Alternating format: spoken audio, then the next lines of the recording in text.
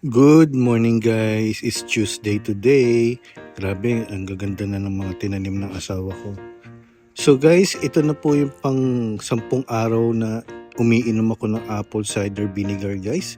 Tara, mag-set na tayo. So ito pa rin po yung gamit ko guys, hindi pa rin ako nagpapalit. Brag, napakasarap nito guys. So kinuha ko na rin po yung baso, kinuha ko na rin po yung mga scoop na gagamitin natin. 1 tablespoon scoop at half teaspoon scoop po guys. And especially ang ating Himalayan salt. Hindi pa po kasi ako nakakabili ng honey. So yan muna po ang ating gagamitin. Malaki din ang maitutulong ng Himalayan salt sa pag-inom natin kasama ang apple cider vinegar. Magbibigay ito ng alkaline sa ating katawan.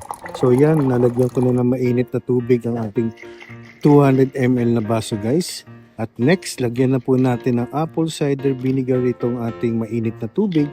So guys, be sure, haluin niyo pong mabuti guys ha. Wag niyo pong iinumin ito ng direct guys dahil sasakit ang inyong lalamunan at sasakit ang inyong tiyan.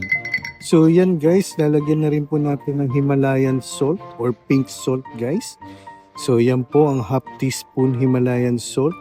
Ilagay na rin po natin ito kasama ng apple cider vinegar. Guys, i-dilute mabuti ha. Wag niyo po talagang iinumin. Hindi niyo po dinidilute mabuti ito guys. So yan guys, okay na po ang ating inumin sa umaga guys. Iniinom ko po ito tuwing walang laman po ang aking tiyan. Sarap! Thank you guys!